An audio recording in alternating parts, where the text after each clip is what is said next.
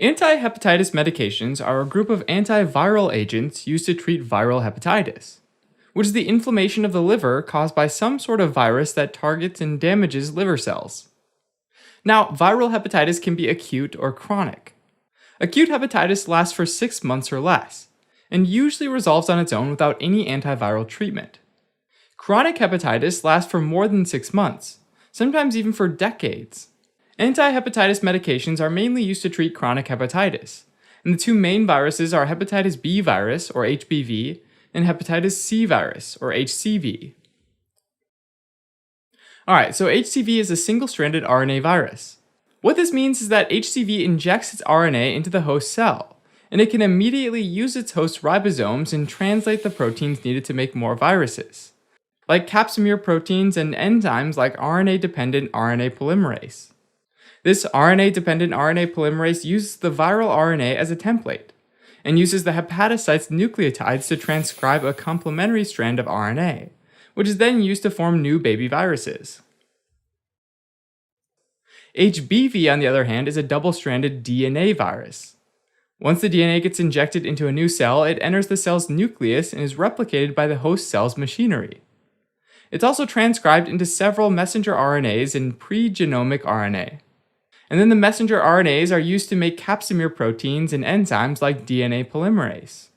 DNA polymerase uses the pre-genomic RNA to synthesize new copies of the viral DNA, which is combined with the capsamere proteins to assemble new viruses. With each type of virus, whether it's RNA or DNA, it's turning your own cells into virus-making factories and pumping out new viruses. This process strains, damages, and potentially kills the infected hepatocytes.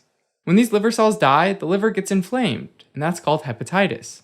The anti-hepatitis medications can be divided into two groups based on their mechanism of action: nucleoside or nucleotide analogs, and interferons.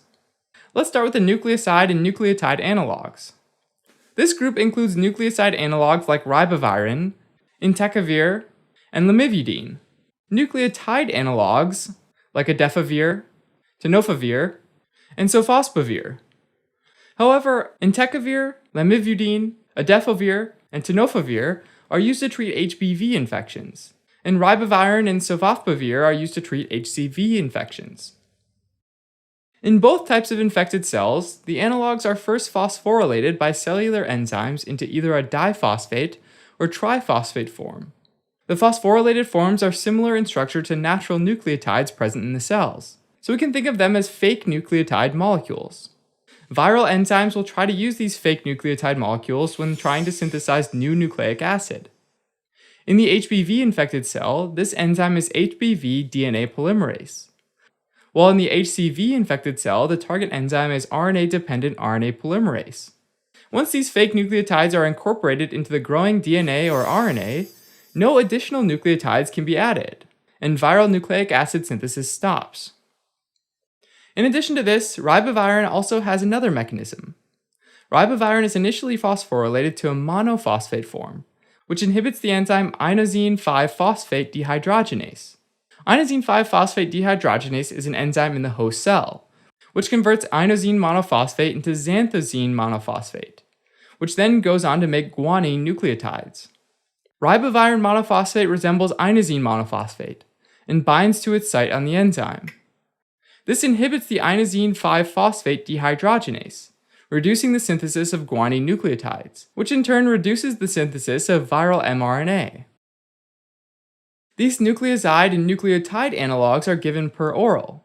Adefovir and tenofovir are poorly absorbed when given orally, so adefovir is given in the form of the prodrug, adefovir dipivoxyl, and tenofovir is given in the form of tenofovir disoproxil. These prodrugs are rapidly absorbed and converted into adefovir and tenofovir, respectively, in the intestinal cells by an esterase enzyme. Eventually, nucleotide and nucleoside analogs are transported out into the blood and carried to the kidneys, where they're excreted via the urine. Ribavirin undergoes another extra step where it's first dephosphorylated by a phosphatase present in the host cell's nucleus. This causes ribavirin to start accumulating within cells which lack a nucleus, like the red blood cells. Now, nucleoside and nucleotide analogs commonly cause side effects like headache, nausea, fatigue, and abdominal pain. In addition, ribavirin can cause hemolytic anemia and hyperuricemia, or increase in uric acid levels due to its accumulation within the red blood cells. Ribavirin can also cause rash, itching, insomnia, cough, and also birth defects when used in pregnant women. Ribavirin increases the efficacy of interferons when used together. It can also interfere with the activity of other medications like HIV nucleoside reverse transcriptase inhibitors like zidovudine. Lamivudine can cause anorexia. Keep in mind that HBV strains often develop resistance to lamivudine due to a mutation in the DNA polymerase enzyme. This can cause the infection to return once the medication is stopped. Next, at higher doses, adefovir can damage the kidneys, which causes proteinuria, or increased protein in the urine, as well as glycosuria, or increased glucose in the urine, and azotemia, or increased nitrogen-containing compounds like urea and creatinine in the blood. The next group of anti-hepatitis medications are the interferons. Interferons are cytokines, or signaling proteins, produced by virus-infected cells and cancer cells in the body, as a warning sign for the other healthy cells. As their name implies, they interfere with processes like viral replication. There are two types of interferons, type 1 and type 2. Type 1 interferons include interferon alpha and interferon beta.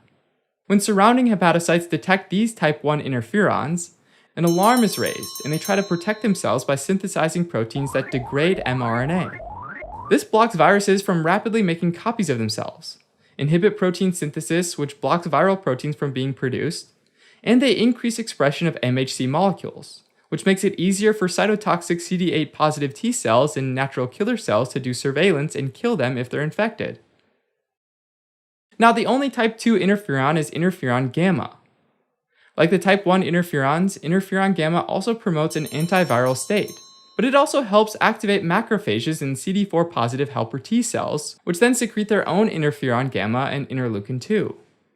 In order to be used as a medication, interferons are artificially synthesized using recombinant DNA technology.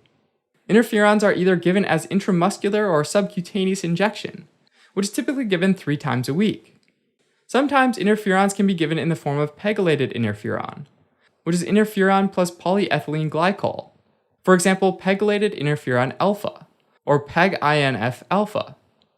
Pegylated interferons are absorbed more slowly than plain interferons, so they require less frequent dosing of about once per week, and also cause fewer side effects. Currently, only 2 types of interferons, interferon alpha 2A and interferon alpha 2B, are available for clinical use. Interferon alpha 2A has a longer half-life than interferon alpha 2B, meaning it stays in the blood longer. Interferons are used in the treatment of both chronic HBV and chronic HCV infections. Interferon alpha 2A or interferon alpha 2B, or their pegylated forms, are used to treat chronic HCV infections either alone or in combination with other antiviral medications like ribavirin. They're also used in the treatment of chronic HBV infection. In addition, interferons are also used in the treatment of herpes virus infection, papillomavirus infection, and Kaposi sarcoma occurring in HIV infections.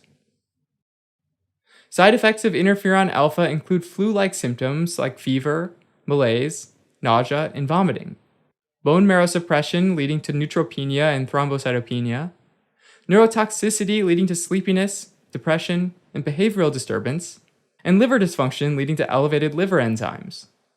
It can also cause alopecia, which is more common in children.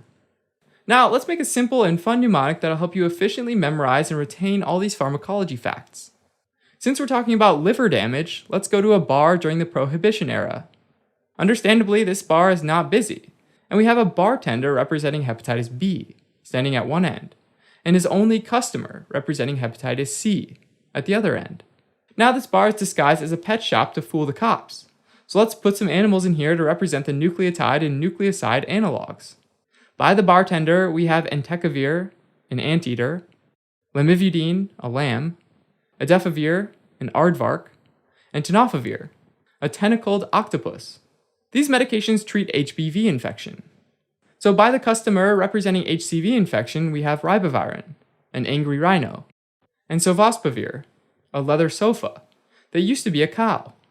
For side effects, ribavirin can cause hemolytic anemia, so let's impale a large red blood cell on the horn of the rhino. It's also contraindicated during pregnancy, so let's have an angry pregnant lady riding on its back. Adefovir causes renal damage, so let's have an aardvark eating a tasty kidney that someone left on the ground. Now, 2 police officers busted into this bar to interfere with the good times. And they have the letters A and B on their uniform for interferon alpha 2A and 2B.